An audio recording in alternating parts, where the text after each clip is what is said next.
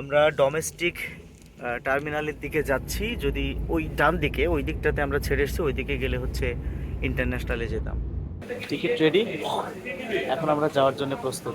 আমরা এয়ারক্রাফটের কাছে চলে এসেছি। এইটাতে আমরা উঠবো এবং এই পেছন দিকের দরজা দিয়ে উঠবো। আচ্ছা ভাই, দেখছে যে সাইজটা তার চেয়ে বড় না ছোট? তাই তো, একেবারে পিচি প্লেন। তৌহিদ বিশেষ করে খুবই এক্সাইটেড আছে, প্রথম ফ্লাইট তৌহিদের। Thank you. সো উঠে গেলাম বিমানে। হ্যাঁ 6C, হ্যাঁ থ্যাংক ইউ। তো তৌহিদ সিট বেল্ট বাজছে। এটা দাও, দিলে লক হয়ে যাবে। এবার এই পাশেটা ধরে টান দাও। ব্যাস ব্যাস ব্যাস ব্যাস, পারফেক্ট। এবং বিমান চালু হচ্ছে। আসিফ ভাই, বাচ্চারা সিট বেল্ট বেঁধে নিন। আচ্ছা, এখন সবচেয়ে এক্সাইটিং ব্যাপার যেটা, সেটা হচ্ছে তৌহিদের এক্সপ্রেশন, যেটা আমি দেখবো।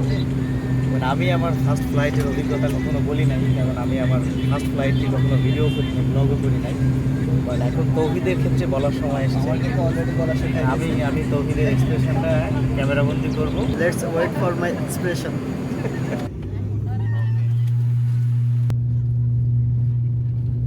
একটা আলাদা অনুভূতি। হ্যাঁ হ্যাঁ, একদম। তো অনুভূতিটা খুবই ভালো। আমরা ল্যান্ডের অনেক কাছাকাছি চলে এসেছি এবং এটার মধ্যে পুরাই পাবজি দেখা যাচ্ছে, তাই তো? হ্যাঁ, পাবজি দেখা যাবে, একদম পাবজি। তৌহিদ, একটু ঝাঁকুনি অনুভব হবে। এখনই ল্যান্ড করছে।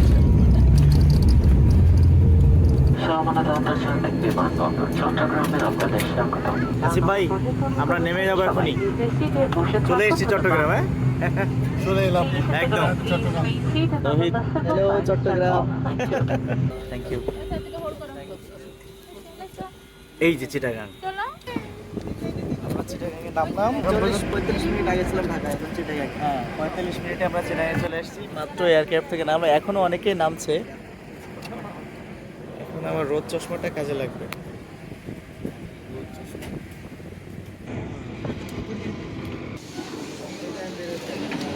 পরেরটা আমাদের নিয়ে আসেন। ওকে, আমরা লাগেজগুলো রিসিভ করলাম। চলেন এবার আমরা শাহ আমানত ইন্টারন্যাশনাল এয়ারপোর্ট থেকে বের হলাম।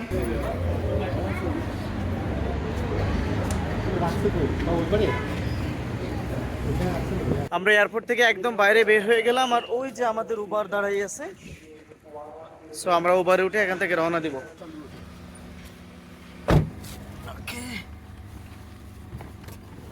এখন আমাদের গন্তব্য নিউ মার্কেট, মৎস্যজীবী হাট। হ্যাঁ, এই যে এখানে মাছের বিভিন্ন রকম কার্যক্রম চলে। আমরা খুবই এক্সাইটেড। তৌহিদ, আমি তো সবসময় এক্সাইটেড। আমি সবসময় এক্সাইটেড। না আসলে কি, জীবনে প্রথমবার যে কোনো কিছু কি হলো না আসলে কি, জীবনে প্রথমবার যে কোনো কিছু, এটা সবসময় এক্সাইটিং হয় আমি মনে করি। এবং এগুলোই হচ্ছে জীবনের টুকরো টুকরো স্মৃতি, ধরে রাখার মতো স্মৃতি। এনিওয়ে, আমরা চট্টগ্রামে আছি হচ্ছে হোটেল ড্রিম, কি যেন, হোটেল ড্রিম ইন্টারন্যাশনাল। তো এইখানে আমরা একটা ছোটোখাটো রুম নিয়েছি। ছোটোখাটো বলা যায় না, বড় রুম, মোটামুটি 3 জন মানুষ থাকার মতো ছোটোখাটো রুম। আর পেয়েছি হচ্ছে এইদিকে একটা ডাবল বেড, এইখানে একটা সিঙ্গেল বেড, আর এইদিকে একটা ওয়াশরুম আছে। ওয়াশরুমে যা যা থাকে ওগুলো দেখানোর কিছু নেই। একটা টেলিভিশন আছে, এসি আছে, কাপড় চোপড়গুলো আমাদের। যদিও এখানে কিছু হ্যাঙ্গার ট্যাঙ্গার থাকলে ভালো হতো। কি জানেন, আমরা না হ্যাঙ্গার কিনে নিয়ে এসেছি। এই হ্যাঙ্গারগুলো 5 টাকা করে পড়েছে এক একটা। 10 টাকা, সরি 10 টাকা করে পড়েছে। 10 টাকার হ্যাঙ্গার কিন্তু কাজের।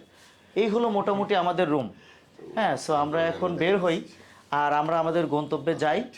যেতে যেতে বলছি আমরা কোথায় যাচ্ছি। সো এখন হচ্ছে যেতে হবে। হোটেল থেকে একটু ভিউটা দেখাই। এই নেমে পড়লাম চট্টগ্রাম শহরে। ওয়াও, তোদের ক্ষুধা লাগছে? কতখানি? অল্পখানি। আপনার? সকাল দুপুর মিলিয়ে একসাথে যা লাগে। হ্যাঁ, মানে এখন অলমোস্ট 2টা, আর আমরা সকালবেলা কিছু খাইনি। এই হচ্ছে চট্টগ্রাম শহর।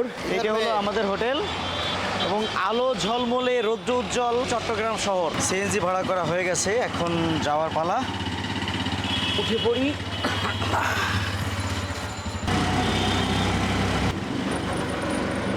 ও, এইখানে এখানকার ফ্লাইওভার তো ঢাকার মতোই, হ্যাঁ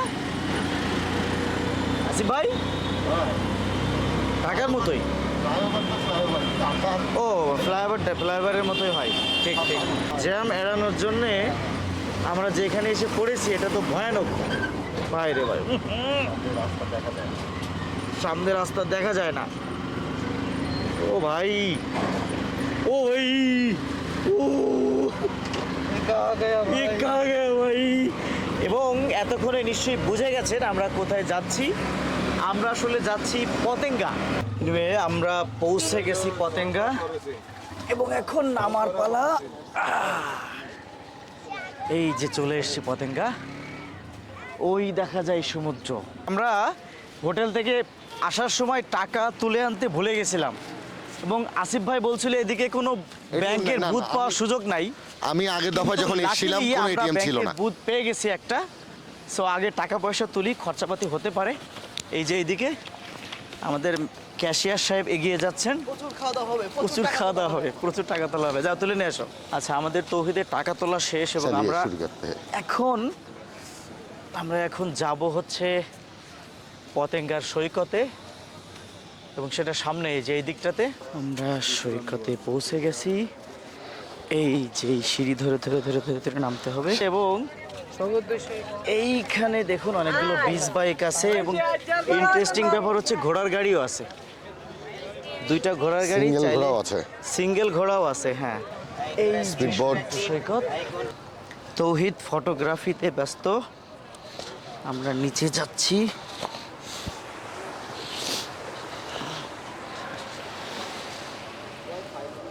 সাগরের ঢেউ তো একটু দেখতে হবে, তাই না?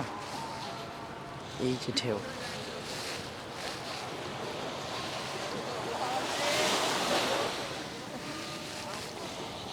এই যে ঢেউ আসছে পড়ছে, হ্যাঁ একটা বড় ঢেউ। এই যে নিচে দিয়ে দেখো, এই আমাকে ভিজিয়ে দিস না, আমাকে ভিজিয়ে দিস না। গাড়িগুলো যায়। কি করে এটা? বাহ, আয় বাবা আয়। গুড। হোয়াটসঅ্যাপ গাইস, আমরা সমুদ্র সৈকতে পৌঁছে গেছি। এরকম বলতে হবে? তাহলে কিরকম বন্ধুরা, আমরা এখন সমুদ্র সৈকতে, এরকম। হ্যাঁ, বনিয়াদ। আমি মোস্তাফিজুর রহমান। এখন বন্ধুরা, এখন সময় 5টা বেজে দেখতে পাচ্ছি না, 4টা বেজে 40 মিনিট। বন্ধুরা, আমরা এখন আছি সমুদ্র সৈকতে পতেঙ্গা। এটা পতেঙ্গা সমুদ্র সৈকতে এখন সূর্য ডুবছে এবং আমরা পতেঙ্গায় সূর্য ডোবার সাক্ষী হচ্ছি। ওই যে সূর্য একটু একটু করে, আসলে এখানে সূর্য সমুদ্রে ডুবছে না, সাগরে ডুবছে না, ডুবছে হলো মালবাহী জাহাজের উপর। হ্যাঁ, ওই যে মালবাহী জাহাজের উপর সূর্য ডুবে যাচ্ছে। কি চমৎকার ভিউ! হ্যাঁ, মানে এক কদম করে সিঁড়ি দিয়ে বেয়ে বেয়ে চলে গেলে ওঠা যাবে। কি চমৎকার দৃশ্য! হ্যাঁ, পতেঙ্গাতে এসে সন্ধ্যা হয়েছে। সন্ধ্যার পর মনে হলো যে আমরা একা না, আপনজন আরও আছে। আমাদের ফজলুর রহমান ভাই এসে যোগ দিয়েছেন আমাদের সাথে। হ্যাঁ, এখন আমরা 3 জন, এখন আমরা 4 জন। 4 জন। আর সূর্য অলরেডি ডুবে গেছে, তো আমরা একটু চা নাস্তা কিছু করি একসাথে বসে। ফাইন, চলেন। চলেন। যখন এই সমুদ্রে সিগন্যাল উঠে, হ্যাঁ? যখন সিগন্যাল উঠে, হ্যাঁ, হ্যাঁ, হ্যাঁ, হ্যাঁ। 2 নাম্বার না 4-এর উপরে যখন উঠে, তখন Okay. ঢেউগুলো কিন্তু এই ধাপে আসে, একদম উপরে চলে আসে, এই পাথরের এই ধাপে চলে আসে, নিচের ব্লকগুলোতে এসে এই চলে আসে। পানি খায়। আচ্ছা, তখন কিন্তু এইটার সৌন্দর্য আরেক রকম। আমরা সন্ধ্যায় মোটামুটি ঘোরাঘুরি করলাম এবং এখন দেখতে পাচ্ছেন পেছনে সমুদ্র, একটু একটু আভা দেখা যাচ্ছে, লালচে আভা, এবং সূর্য ডুবে গেছে। আমরা একটু ঘোরাঘুরি করলাম, ভাইয়ের সাথে করে নিয়ে উনি ঘুরে ঘুরে দেখালেন পুরো এলাকাটা। এখন মোটামুটি এখানে যা চা পাওয়া যায়, যা চা হ্যাঁ, তো যা তা না, অনেকটা একেবারে একটু যা চুমুক চা। দিই, মোটামুটি ওকে। Okay. তবে চলবে। চট্টগ্রামে এসে আমার যেটা অভিজ্ঞতা, তা হলো এখানকার মানুষ রং চা, দুধ চা যাই খাক না কেন তার সাথে লবণ দেয়। ভাই কি বলবেন? এটা লবণটা আসলে দেয় যে স্বাদের জন্য, তা না। তাহলে কেন? ব্যাপারটা হচ্ছে যে কি, হ্যাঁ, এখানে দ্রুত, যেখানে খুব বেশি কাস্টমার, ওকে। তো চায়ের রংটা দ্রুত ছড়ানোর জন্য লবণ পুশ করা হয়। মানে চট্টগ্রামের মানুষ তো জাত ব্যবসায়ী এবং চা বেশি ব্যবসাটাই খায়। হচ্ছে আসল। চাটা মানে বেশি দ্রুত লিকেটটা ছড়াতে হবে, দ্রুত কালার তৈরি করতে হবে এবং দ্রুত একদম কাস্টমার পুরোপুরি বিজনেস পারপাস, দ্রুত কাস্টমার ডিমান্ড পূরণ করতে হবে। একটু লবণ লাগে, এটা হচ্ছে হ্যাঁ। এটা একটু প্রধান কারণ। আর একটা জি। হচ্ছে যে কি কিছু এলাকার পানি আছে একদম ক্লিন ওয়াটার, কিন্তু 20 থেকে 30% লবণাক্ত। আচ্ছা, ওই পানি দিয়ে যদি তৈরি করে তাহলে অটোমেটিক অটোমেটিক্যালি আমার মনে হবে যে লবণ লবণ লবণ আসে। পানি দিয়ে চা করা। আচ্ছা, এটা এটা একটা কারণ। রাইট। এই ওইটা মামা, আপনার আরেক- নাম কি মামা? কই হারাই গেলেন আপনি? এদিকে আসেন। কি নাম আপনার মামা? মোহাম্মদ এনাম। এনাম মামার এটা কি? পেঁয়াজু। ভালো হবে তো? ভালো না হলে কিন্তু পয়সা পাবেন না। এই যে প্রমাণ থাকছে কিন্তু এখানে।